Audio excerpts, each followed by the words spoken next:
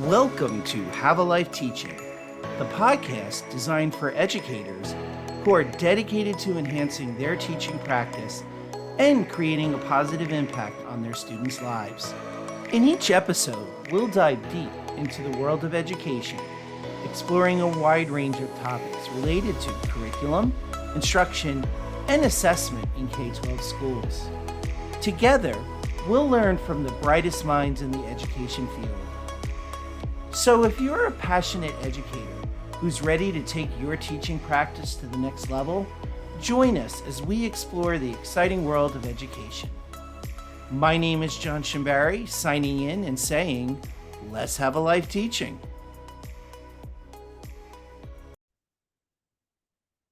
Hello, everyone. Welcome to the Have a Life Teaching podcast. My name is John Shimbari, your host.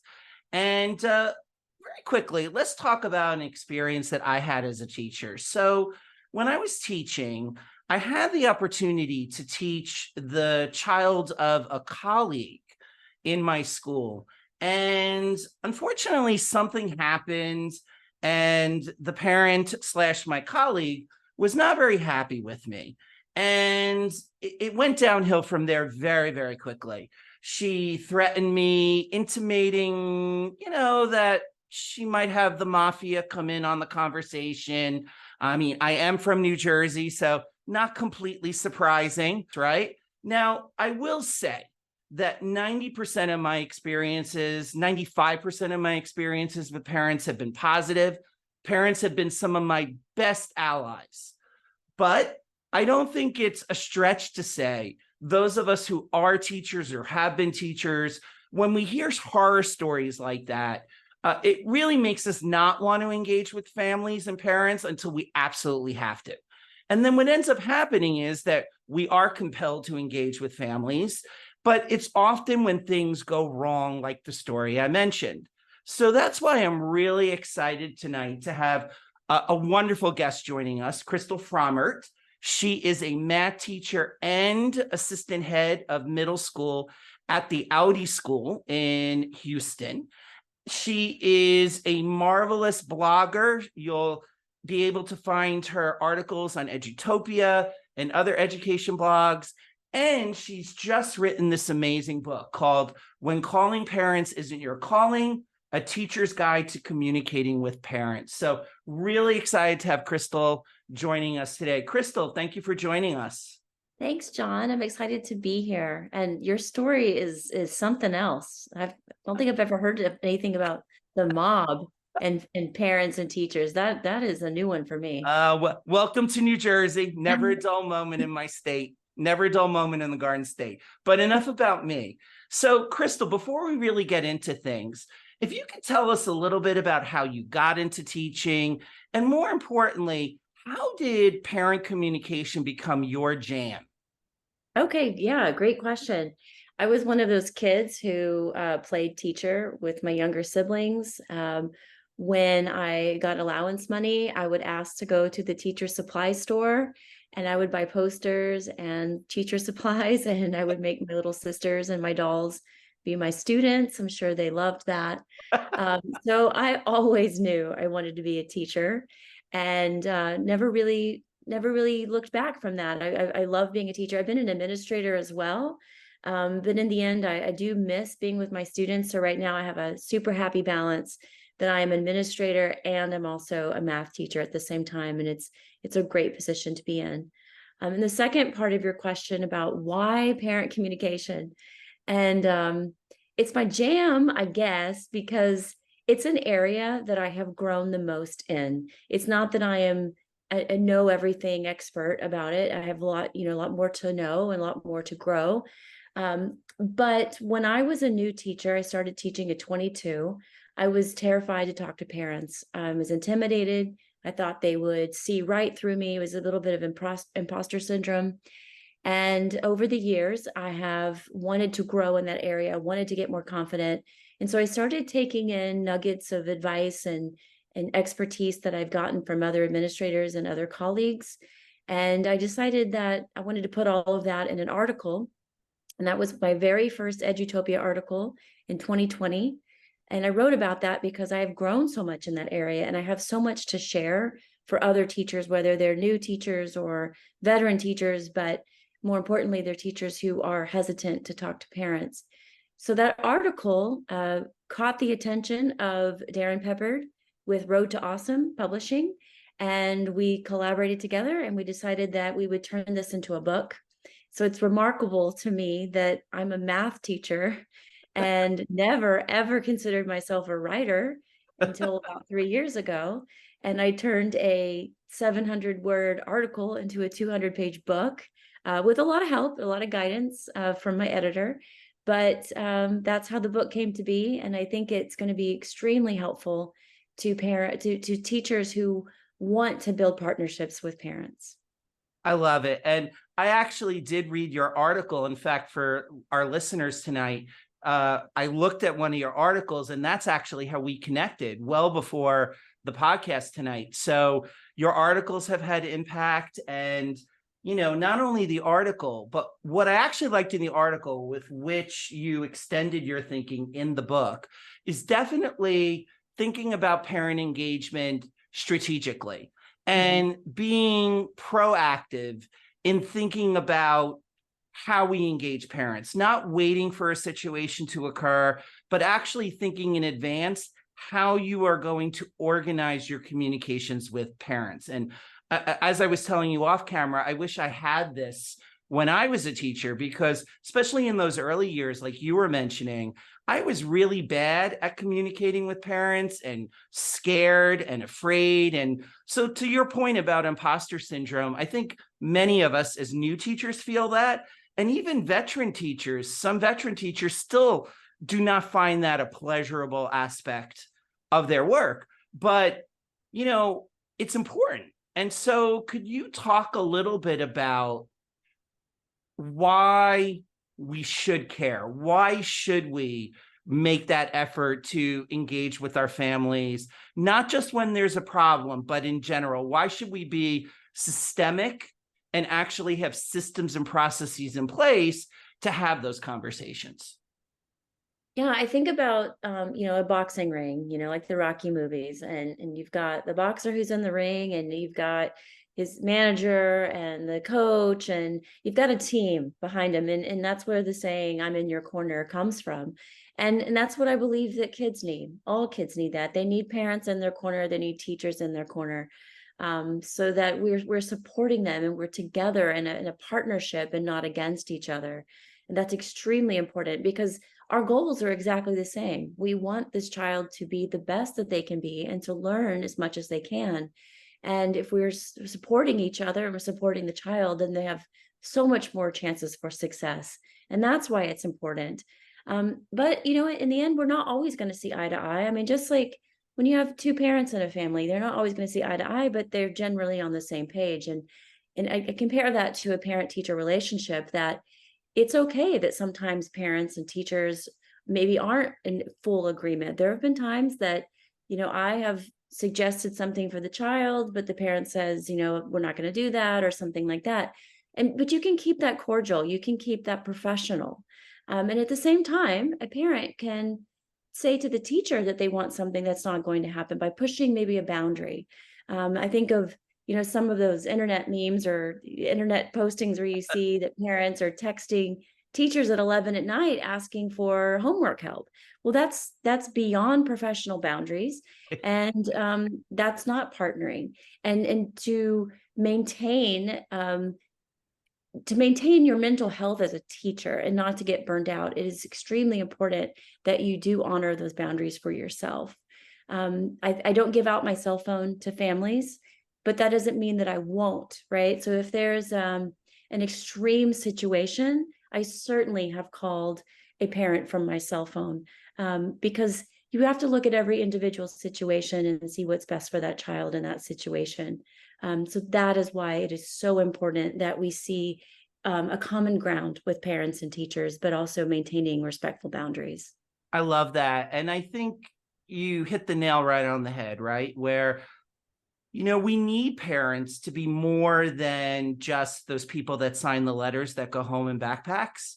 That if we truly want our students to learn, we need to be engaging our families in that process. And if COVID taught us anything, it taught us the importance of having the teacher at home, right? Having parents not only being the cheerleader, but actually being there with their child on their child's learning journey, right? So I think that's critical as to why we need to be engaging with our families.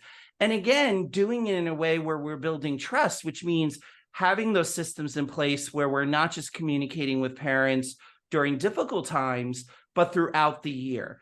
But I think you bring up another really important point, and this gets to why I named the podcast Have a Life Teaching, because we want teachers to get into classrooms, and teaching is much more than a job, right? It's a vocation. But you and I both know that teachers are under a tremendous amount of stress right now, and teachers are leaving the field in droves, partially because they don't find it sustainable. So to what you were saying about, yes, communicating with families, but again, having those systems so that way there are those boundaries in place where teachers can make sure that they're doing everything to help that child learn, to help their families help that child learn, but not to the point where the teacher wants to jump out of a window and sacrifices their home life, their family life, their own children's learning and education, right? So it really resonated with me what you said there. So speaking about that a little further, what recommendations, if you could give teachers, new teachers, veteran teachers, some ideas as to quick hacks, if you will, that they can implement tomorrow that will really up their communication game when it comes to families. I know you have your book. I hope people read it, and we're going to talk about where they can find you at the end of the podcast. But before we get there, what are some hacks, whether from the book or from your own personal experience, that teachers should be adopting to really foster those good communication practices with families and parents? Yeah, the title of the book is When Calling Parents as Your Calling, but I certainly talk about other modes of communication, like email and face-to-face conversations, newsletters. But I purposely chose calling in the title because I think that a phone call is extremely important. There's two reasons why. One is sometimes it's easier than a face-to-face. A lot of the times it's easier. Face-to-face is important if it's something serious or very sensitive. But a phone call can often suffice because, when you're asking someone to come into school for a face-to-face, they have to find parking, they have to go through the visitor check-in. It's a lot of logistics. And a phone call can be done with less than 10 minutes. And then the other side of that is email. And I think that phone calls are better than email, especially when you need to communicate something that's not all roses and rainbows. If it's not completely positive, then a phone call is going to convey that tone in the teacher's voice. It's going to give that space for the teacher and the parent to ask questions and answer questions back and forth, rather than going back and forth through written emailed paragraphs, right? Which where tone and sensitivity can be lost. And so that's why I promote the phone call. And my hack, I suppose, for the phone call, because I don't like making phone calls. I just know better. And I think everyone listening right now is going to be like, well, I don't want to make a phone call. Well, no, of course not. No one wants to, right?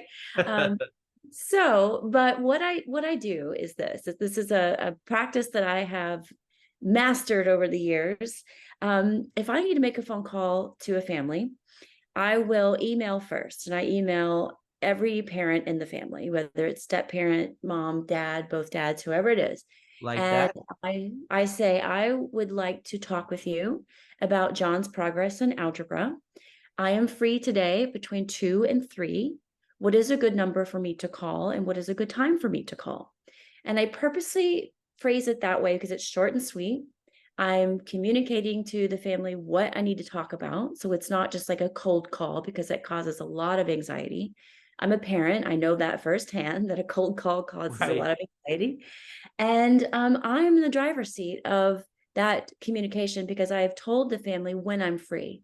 I've set some guidelines of, we're not going to play phone tag. So I'm going to call you between 2 and 3. What's the best time in that range? And the other reason I ask what's the best number to call is because I'm not sure which parent wants to take that phone call or if both Right. want to. I've been burned before where I've called the wrong parent, which I have no idea how I would have known, which is the wrong Right. parent. Right. But sometimes parents will say, we'll both be on the call, or the dad will say, I'll take the call, something like that. So you're giving them that option. And then when I do call, the parents are prepared for the phone call. I'm not going to get voicemail. We're not going to play phone tag. And often that phone conversation takes less than 10 minutes. Right. It's not, and it's a lot shorter than going back and forth with email, where you're not really getting your message across and things can get misconstrued and an admin gets roped in. It just gets more dramatic than it needs to be. So I don't know if that's considered a hack, but that's how I approach a phone call. I always start with an email, set up the time, ask for a phone number, and parents very, very much appreciate that. They all, 99% of the time they say at the end of the call, thank you so much for calling me about this.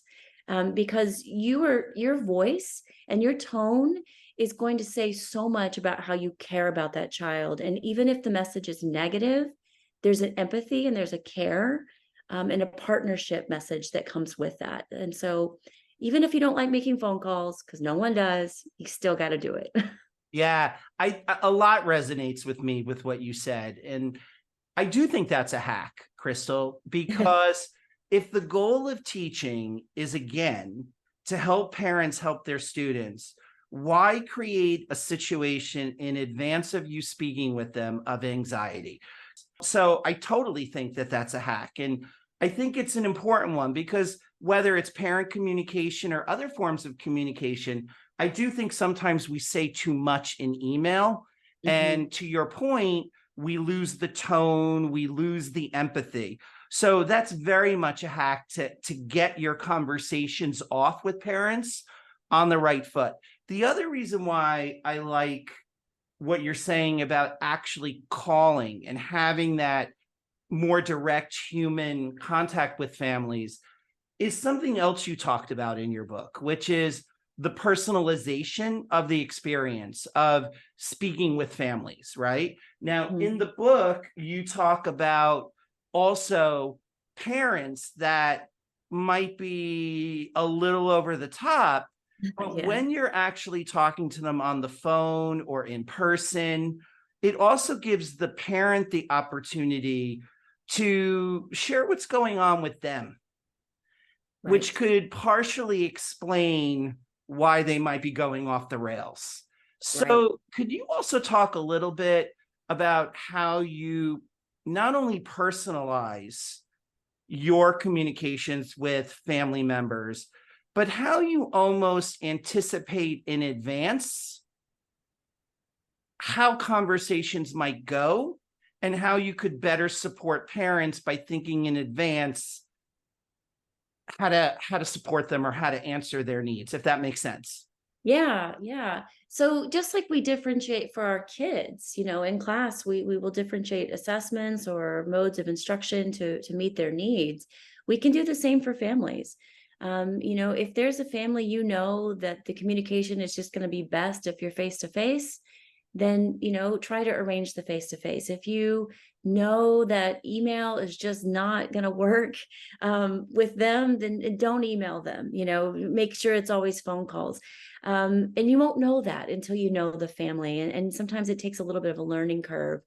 To the very extreme of that, which I hope is rare, very rare, and never happens to any educator. But if there's a family that you feel there might be some contention or some hostility in that meeting, of course, it's better to switch away from an email communication because that's not going to get you anywhere. But if you're going to meet face to face in person, you want to have an administrator present with you. And that will give you that support. And it maybe not even administrator, maybe a school counselor, maybe a learning support specialist, maybe an instructional coach, maybe your department chair, just another educator in the room, and explain to the family why that person's there. We're here to come up with solutions to help your son with math or with reading or whatever it is, so they don't feel threatened by the increased number of adults in the room. But you have to be mindful of that. And another rare situation, even more rare, I hope, is if the parent does start to yell or use offensive language with you or become threatening. An educator has every right to get out of that room, to leave that room, or to hang up the phone. Right. Um, and you can, and I really hope that everyone listening works at a school where you feel supported in that way. That if, because I have worked with a teacher who was with a dad who started to raise his voice at her. She got very uncomfortable. And I'm not sure that she felt at that moment the empowerment to say, this meeting is now over. Right. I am not going to listen to this, because you do not have to. And again, I hope those are very rare situations, and I think they might be more common in some places than others, but just watch out for yourself, watch out for that. Look out for what's the best way to communicate with that family. If that family is not, if English is not their first language, it's really great if you can find someone to help with translating, someone who's not their child to help with translating. That's going to help the family feel more welcome, and it's going to open up that communication between the both of you. And that probably is best in an in-person situation. I work at an international school. I work with many families where English is not their first language. And we do have people who can help, interpret. And email is not always great when your first language Right. is not the same as the other person, because I've written emails in Spanish before, and my Spanish is terrible, and I'm sure it has come across like I'm angry or something. So it's Right. best Right. that I don't email in Spanish. Yeah, I think you said a lot there, and yes, it is important to also have administration working with teachers and understanding what those communication protocols are going to be. And I will say, even in my horror story, admin did get involved in that situation, clarified itself. Let's just put it that way. Now, Good. one other question I have for you is, we're talking a lot about how to set boundaries for parents and what we as teachers, what's our right to tolerate or not tolerate. But let's face it, Crystal, we're also human. We have perhaps our own internal biases. We make mistakes too, right? And so, how would you recommend to a teacher who made a mistake, or either saying something to a child they shouldn't have said, or they've come around back to a situation and realize, maybe I should give this child another chance with their grade for whatever the reason is.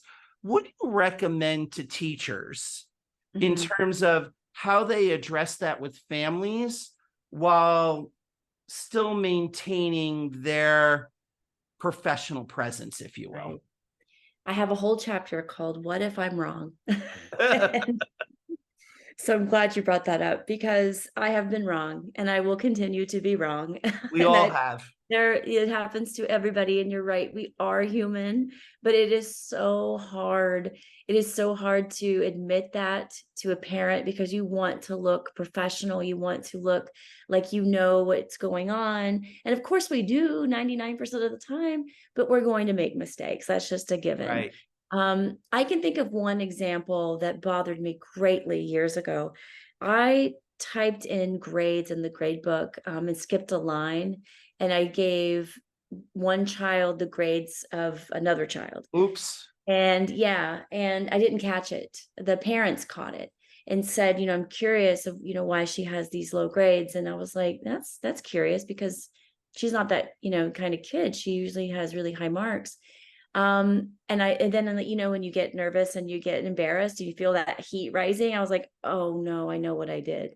And I had to, and I had a meeting face to face with them. I was dreading it so much. I had to say, here in the South, I'm in Texas, and we say eat crow. I had to eat crow, which means, I don't know if you use that in New Jersey, but it means you just need to admit you're wrong. And I said, I am so sorry that this happened. I skipped a line in my grade book, and it inadvertently had given her the wrong grades. I am going to make sure this is fixed. And I reassure you that I will follow through with this to make sure that it's reported correctly. The parents could have gone either way. They could have said, "This is ridiculous. How could you do something like this?" But they actually were very gracious and kind to me and said, "Hey, things like this happen. I'm glad you're going to fix it. I'm glad you're going to follow up on making sure it's reported correctly. No problem." And I was so lucky, right? I was so lucky that the parents were like that. I try to pay that forward. If someone makes a mistake or misses a meeting or something like that, I try to remember moments like that where I can pay that forward and say, "Hey, you know what? It's okay. We're humans. We make mistakes," because I know that I'm going to do it again. So Yeah. it, and Yeah. it's, yeah, go Yeah. ahead. Oh, go ahead, Crystal. I apologize. I was just going to say, one more thing. If you say the wrong thing to a kid, I put an example in the book. There was a kid in our school years ago, and the teacher had this fun nickname for him. He thought it was fun, called Smeldon.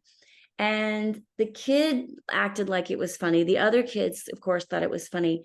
But then the parent emailed the teacher and said, "You need to stop calling my son that. He doesn't like it. He's Right. bothered."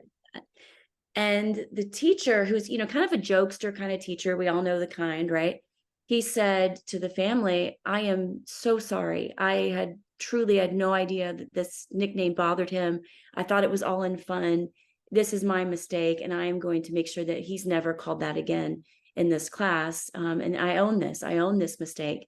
And I'm sure that was embarrassing, but I do applaud the parents for going straight to the teacher and not going above his head, because that's really where you get the problem solved. So that's E- another example. Exactly. And looking at that example from your book, I was also very impressed that not only did that teacher apologize to the parents, the teacher owned up to it in the class itself. So, in our closing minutes, Crystal, anything that I didn't ask you that you really want people to know about parent communication? Can I turn the question back to you? Of Is that course. allowed in your podcast? Of Because course. I know that you are a professor of teacher candidates. Correct. And I would love to know from you, what do you think needs to happen in teacher education, to help teachers be prepared to partner with parents in an effective way as a professor? Yeah. So, a couple of things that your book really triggered my thoughts on. So, I'm glad you're asking me this question. Number one, I think we need to do a better job as administrators to develop professional development around communicating with families. It's often something that is not first and foremost when it comes to training educators, particularly at the beginning of a year. At the Mhm. beginning of the year, those in services, we talk about the new curriculum, we talk about the new standards, we talk about infrastructure changes to the building, but we rarely talk about how do we engage families. Mhm. We tend to only talk about it when there is a problem, when either a parent has not first reached out to a teacher and has gone directly to the leader, or it's not working between the parent and the teacher and it goes to the leader. But what if we spend some time really embedding communication processes and protocols into the training that we give teachers? And another thing I wanted to mention that I liked in your book that I think really makes your book a good resource for doing this is that you include case studies. We talked about the one with that high school teacher or that middle school teacher where the student didn't like the name. Your book is full of stories that could serve as case studies. Mhm. And you also have reflection questions at the end of each chapter. So if a school or an individual teacher or a group of teachers know that they're having a particular issue when it comes to parent communication, why not even use resources like your book within professional learning communities to really turn it into a problem of practice? So to answer your question, I think that's what we need to do more of in our schools to make parent communication an important part of the learning process. We talk about it all the time, particularly after COVID, how we have to really have our parents as thought partners. But how do we turn that from talk Mm. to actual effective implementation? Right. Yeah. And the practical how to is so important, especially for a beginning teacher. how do I start the phone conversation? How do I reach out when it's difficult? So you're absolutely right. Exactly. So, Crystal, where can people reach you if they want to learn more about you or your work, whether it's about parent communication or mathematical practices? How can people find you? Yeah, so I am on Twitter. If you look up Mrs. Frommert, that's my handle, Frommert. I also have a website, crystalfrommert.com. And you can find the book, When Calling Parents Is It Your Calling? You can find that on Amazon if you would like to purchase that, or purchase it and ask your school for reimbursement. That's one way you could get it. I do like to uh, tweet and have conversations about grade equity and math practices, all kinds of things that I like to talk about, all ed. And I'm also on LinkedIn. So it's pretty easy to find me because there's not that many Frommerts out there in the US. Crystal, this has been lovely. Thank you so much. Great. Thank you. What a fun time. Bye-bye. Bye. Thank you for listening today. I hope you got some great tips that you can bring back into your teaching. Remember, have a life teaching without sacrificing your own. Also, don't forget to subscribe and be well.